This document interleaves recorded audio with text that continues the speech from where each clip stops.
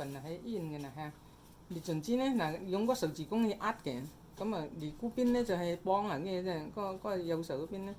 át cái tâm tâm qua át cái mà mang là chín gì là chín đến cái gì xí liệt nên mình cần yêu cả mà chẳng cái thế này có sợi chỉ này hay có mẹ tấu tiền này cái này mấy có thăm nữa hả nếu mà thăm nó mình sẽ on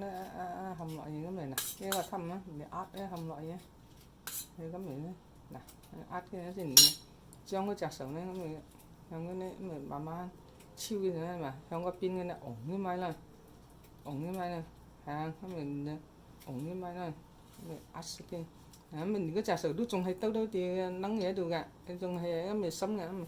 mình trong này mình ổn như mai này mình át cái nó giống vậy đó chơi cái mình áp cái là ngồi chơi chú bác sĩ là cái số phận cái này chiều dùng có sầu chỉ cũng mình áp cái xí châu vậy áp cái lò đó cái ngan mà nó tẩy hạ cái này phản cái điều áp ở nghe mà cái mình phải lòng chạc xấu khỏi giúp tất cả mình áp cái pin cái lịt mất giá mình cả liên quan đi khỏi cái mình chỉ chẳng phán ở đây không nhưng cái có lông cái có thâm nữa nó mình mới tắt những cái loại đó tắt cái hầm loại đó át cái loại đó nó trên là không phải là cái chân cái có là thấy cái mình ổn như mai đây nhưng mà cái phần nó ổn như mai này mình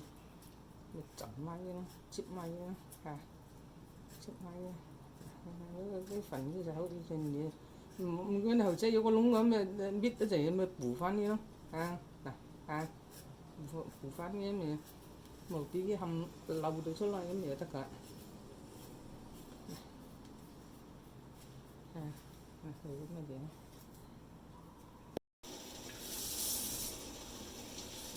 đây là nó nè ấy giờ hơi chỉ quần nè ha đào xây kia đào khoan xây màu không bằng của nó cái tài của chị nó